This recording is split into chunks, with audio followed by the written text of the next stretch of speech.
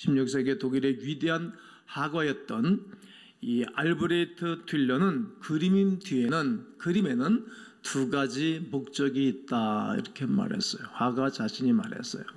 그 첫 번째는 교회를 위하여 봉사하는 것. 그림을 그리는 이유는 교회를 위하여 봉사하기 위해서. 우리나라에는 이렇게 교회들에게 저도 막 붙이고 그러는 거 별로 좋아하지는 않아요. 이제 우리 교회는 이제 심플하게 인테리어를 했지 않습니까? 그러나 이제 서양 교회를 가보게 되면 유럽 교회들을 가보게 되면 말이죠. 복도 입구 다 그림을 그려놔서 천장도 다 그림이에요. 왜 그림을 아주 이렇게 화가들이 엄청난 에너지를 써가면서 그렸다고요? 교회를 위하여 봉사하기 위해서. 그리고 두 번째는 죽은 자를 기억하기 위함이라는 거예요. 그래서 그림을 그린다. 다 신앙적이고 교훈적이라는 말입니다. 즉 예수는 교회를 위해 봉사하는 것이며 앞서간 사람을 기억하는 것입니다. 이것이 곧 클래식의 본질입니다.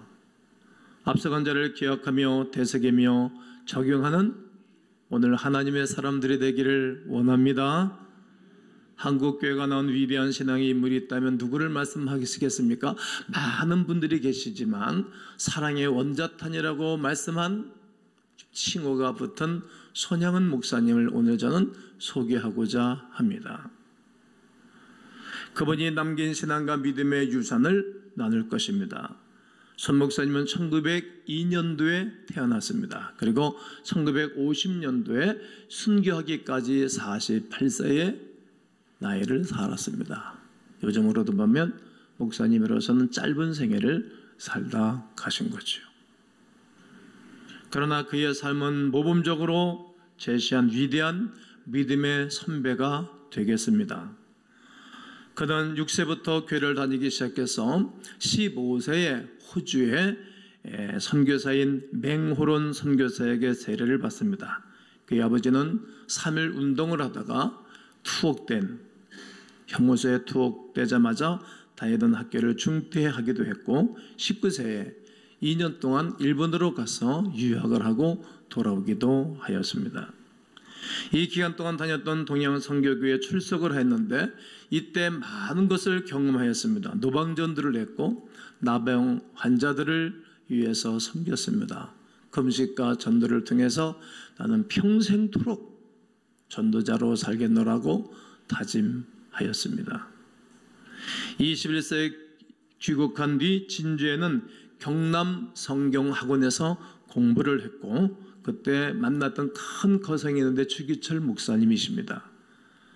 그가 1925년도에 졸업함과 동시에 부산 나환자 시설에 가서 봉사를 해요. 이 계기가 되어져 가지고 나중에 여수에는 애영은에 와가지고 나환자촌에 들어와서 그들을 섬기는 사역을 하게 됩니다. 부산에서의 경험은 후에 애영은에서 사역하게 되는 계기가 되기도 했는데 그가 목사로 살기로 결심한 그는 평양신학교를 진학해서 3년 동안 공부한 이후에 졸업하고 1939년 여수 애양은 교회의 교육자로 부임하게 됩니다. 애양은은 광주에서 나환자를 보호하고 나환자 시설이 광주에 있었는데 광주에 있는 주민들이 혐오 시설이 여기서 세워진 것은 싫다고 거부를 하므로 그가 여수로 옮겨지게 되어집니다. 모든 사람들이 이런 시설에 가고 싶지는 않았을 것입니다. 그런데 어떡하겠습니까? 성경에서도 나병 환자는 부정한 것으로 취급해서 가족과 동떨어져서 결별해서 격리되어서 생활하게 되었습니다. 레기 13장 46절에 보면 병이 있는 날 동안은, 즉 나병이 있는 날 동안에는 늘 부정한 것이라. 이제 이 나병 환자들은 사람들이 이렇게 오면 말이죠. 나는 부정한 자다, 나는 부정한 자다 이렇게 수건으로 얼굴을 가리고 외치고 다녀야 돼요. 왜냐하면 이 전염병이 번지면 안 되잖아요. 접촉하면. 이 나병 환자도 이렇게 그 전염되는 것이 있고 전염되지 않는 것이 있다 그래요. 양성과 음성이 있는데 그러나 이제 그때는 그렇게 한 거예요. 다른 사람에게 전염되지 않도록. 나는 부정한 사람이다. 그렇게 얘기하고 다니는 거예요. 그가 부정한 적 어떻게 살되 혼자 살되 진영 밖에서 살지니라 스스로 격리를 시켰던 것입니다. 이웃에게 해를 끼치면 안 되지 않습니까? 사람 취급받지도 못하고 가까이 하기를 꺼리는 그곳에서 손 목사님은 거리낌 없이 나아가고 살았습니다. 그들을 위해서 전도하고 그들을 위해서 함께 일평생도록 헌신하며 살기로 결단했기 때문입니다. 이 영혼을 방문하는 외부인은 환자들과의 접촉을 되도록 피했고 그들과 악수를 하지 못하게도 하였습니다. 그러나 그는 장갑을 끼지도 않고 악수를 하고 아주 중증 환자들이 있는데도 그냥 들어가서 기도해주고 그리고 이 고름이 잡혀가지고 썩어가는 그를 입을 대서 고름을 빨아내기도 했다고 합니다. 그때 사랑받았던 분들이 인터뷰하는 것을 제가 봤어요. 특별히 이제 제가 지지난주에 창원의 경남 지역의 창원에 붕괴를 하면서 이 손양은 목사님 기념관을 가보았어요. 가보면서 그래 참 목자는 목자다. 오랜날에 이런 고귀하고 정말 믿음이 좋은 선배님이 계셨네. 그리고 감동을 받았습니다.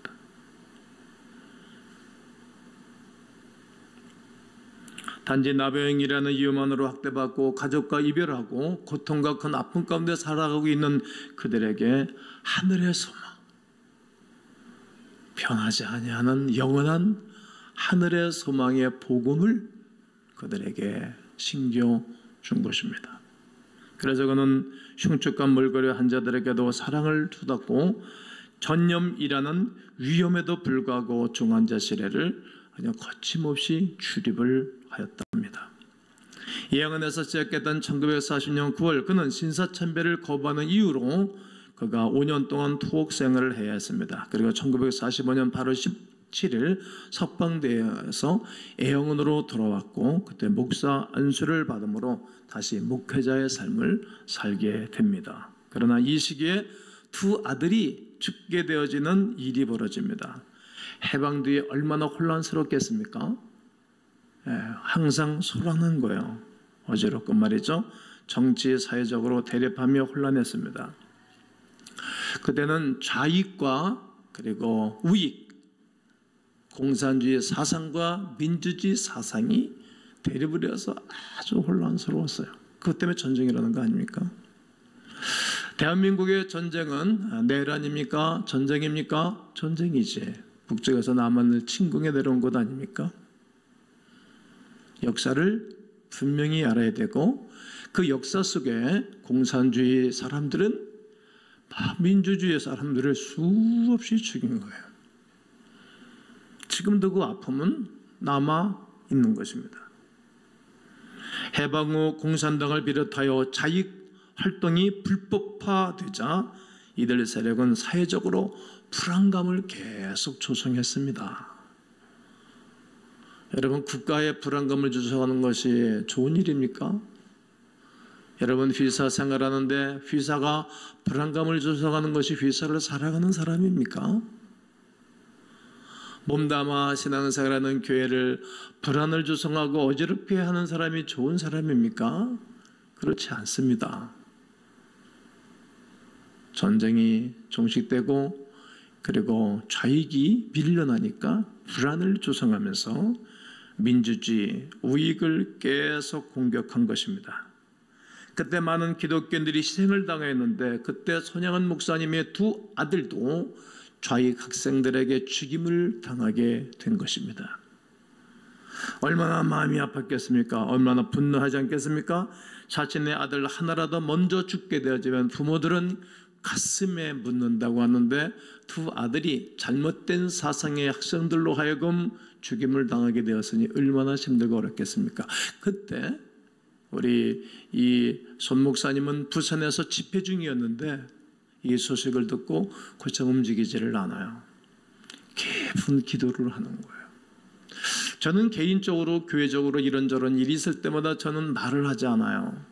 저는 입을 다물고 깊이 기도를 해요. 그리고 결정을 해요.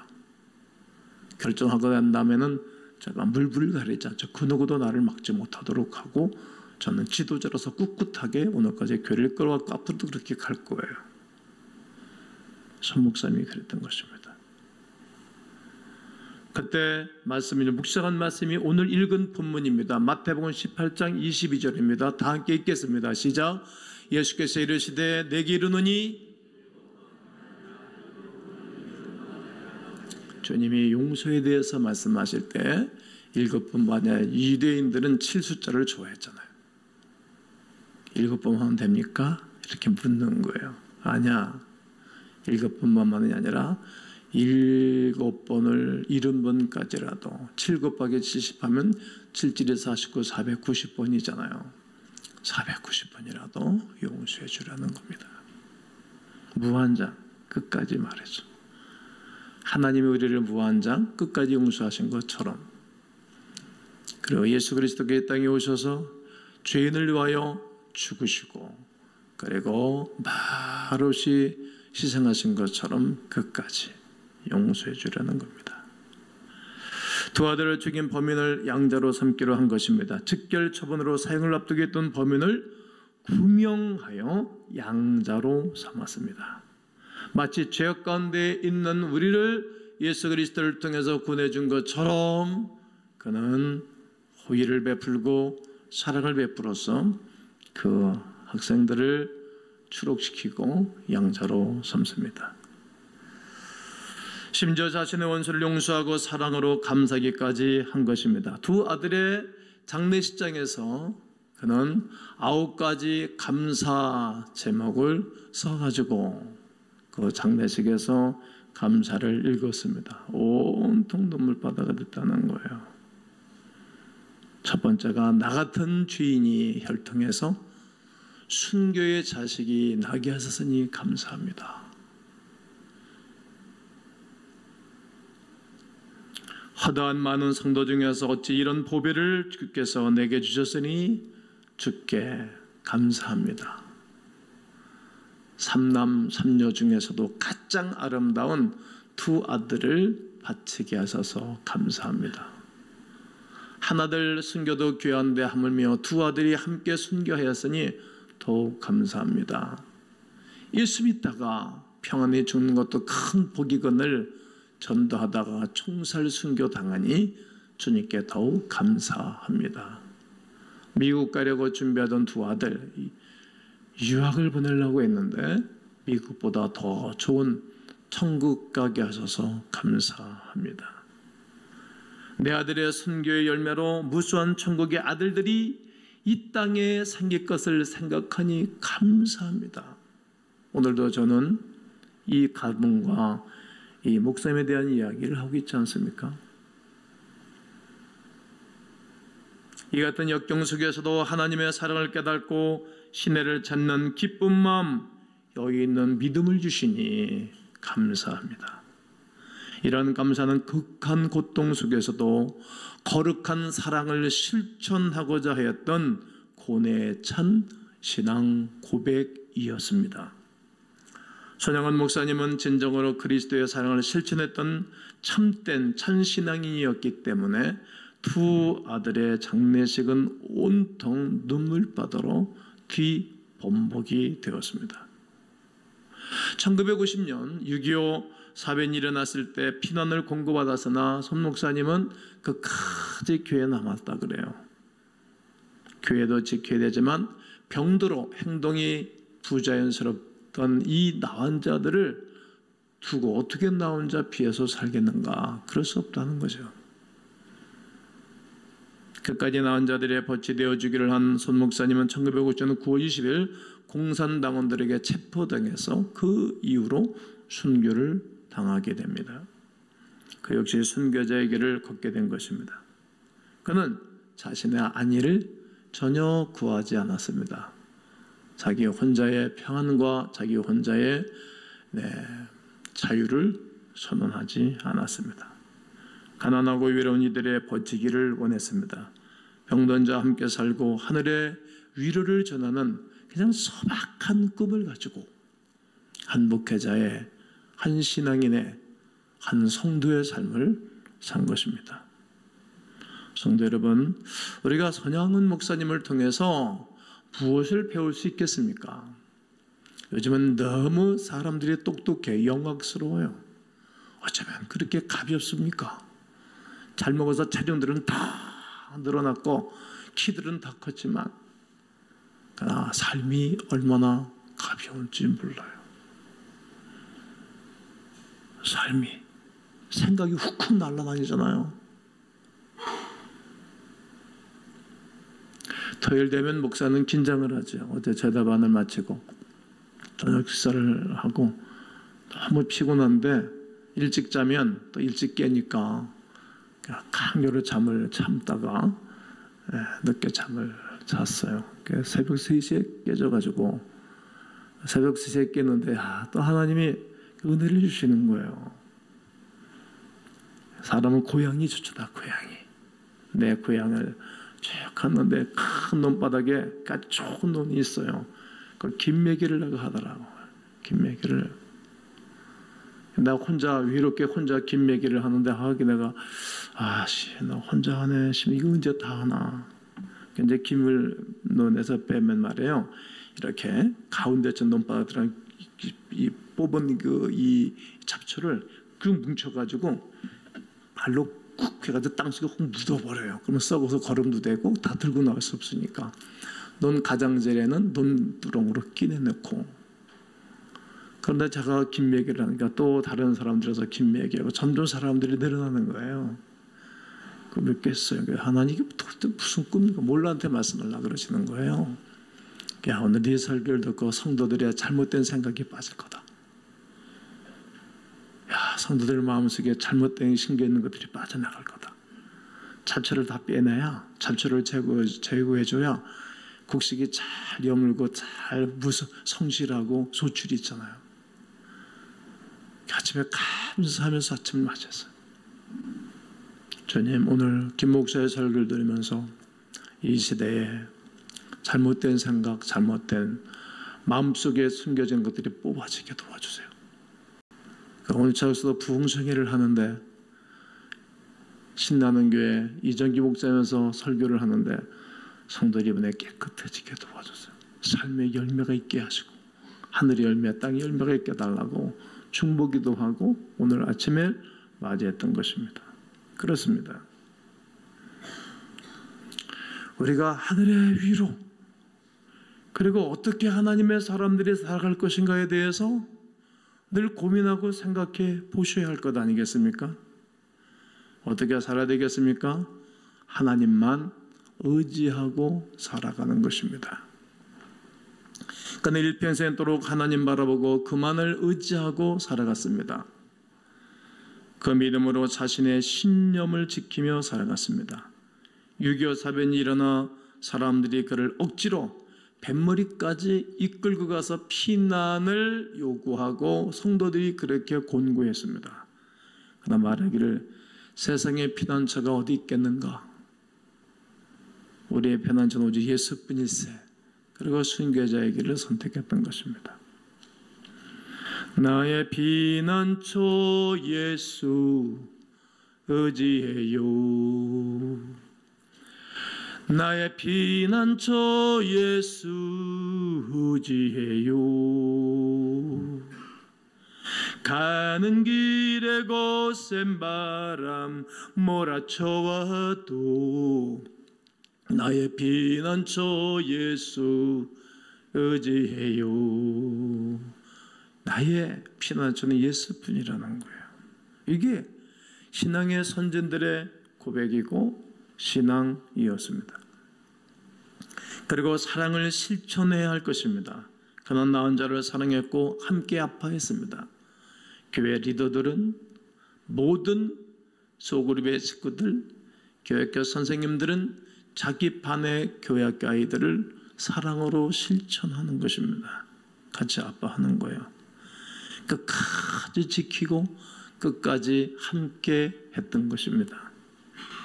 순결한 삶을 살아야 할 것입니다. 그가 자녀들에게 보낸 편지를 보면 죄를 경계하며 늘 회개를 강조하였습니다. 여러 설교를 통해서도 가장 중요한 가르침이 늘 회개였습니다. 공산당에 잡히던 그날 설교하려던 설교문의 중점도 회개였습니다.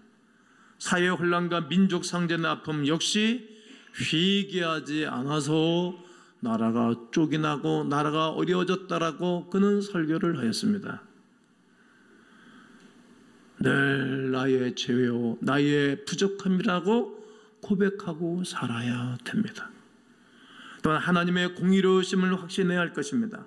그는 하나님만이 참 신이시며 세상의 구주이신 것을 확신 가운데 늘 그 옆에 있는 사람들에게 복음을 전해줬습니다. 그래서 끝까지 신사참배를 거부하고 싸우다가 결국은 순교를 당하는 것입니다. 진정한 용서와 화해를 해야 합니다. 그는 용서를 가르쳤습니다. 원수를 사랑하는 본을 끼쳐줬던 것입니다. 그러기에 자기 아들을 죽인 두 좌익 학생들을 아들로 삼은 것입니다. 이 소식을 들은 백범 김구 선생님이 한 말이 있습니다. 이런 사랑과 용서만이 공산주의를 이길 수 있는 힘이라고 말했습니다. 요즘 국가의 정세가, 또 남북한의 정세, 전 세계의 정세가 한국으로 쏠렸습니다. 이북을 향해서 어떻게 될 것이 정부가 최선을 다하는 그런 모습도 보게 됩니다. 주고 퍼줘서 사람들이 변하는 것이 아니라 그리스도 예수의 사랑으로만이 변하게 될 것입니다. 진정한 용서와 진정한 화해가 있어야 할 것입니다. 이 시대에는 화해가 필요합니다. 용서가 필요합니다. 어쩌면 그렇게 가정도 얽히게 섞인 가정들이 많습니까? 요즘은 제가 거의 상담을 하지 않습니다만 가족끼리도 다니지 않는 사람들이 많아요. 오래전에 나에게 좀 실수하고 잘못했던 이유 때문에 늘 말만 나면 그 얘기를 해요. 그렇게 할 얘기가 없어요? 성도들이. 우리는 억만 죄악을 용서받은 하나님의 사람들로서 상대의 조그만 사랑을, 조그만 실수를 용서하지 못하는 세대에 살고 있어요. 오늘 성경 본문의 사랑과 다를 바가 뭐가 있겠습니까? 이 시대는 화해, 용서가 필요합니다. 헐뜯고 비난하고 핍박하는 그 마지막 때에 필요한 것은 용서, 사랑입니다. 세상을 바꾸고 세상을 변화시키는 것은 군사가 아닙니다. 군인이 아닙니다. 정치나 군 세력이 아닙니다. 폭력과 복수는 절대로 아니 됩니다. 진정한 사랑의 실천입니다. 사람을 변화시키는 것은 그리스도 예수의 사랑뿐입니다. 오늘 우리가 얼마나 비난을 받고 있는지 모릅니다. 이때 우리가 얼마나 외로운 길을, 고통스러운 길을 걸어가기도 해요. 교회 안의 성도들끼리도 우리 교회는 아주 깨끗한데 그래도 가끔 가다가 이런저런 이야기들이 들려요.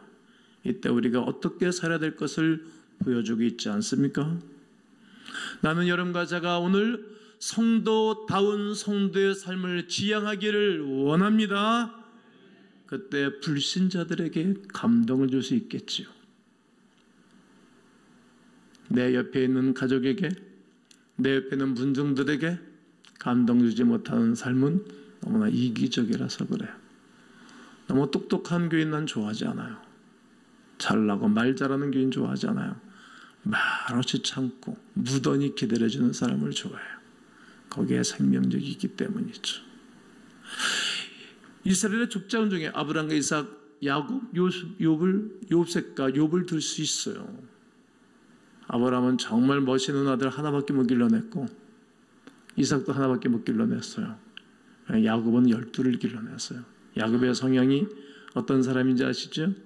참 무던히 참는 거예요. 사랑은 오래 참고 오래 참았던 사람이었어요. 그러니까 그가 3대 내려가서 12명의 기라성 같은 아들들을 길러냈어요.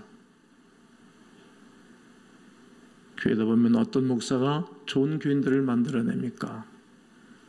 교회도 어떤 소그룹 리더가 좋은 믿음의 식구들을 길러냅니까? 참고 기다려주고 용서해주고 받아주는 그런 리더들이 사람들을 변화시킨답니다.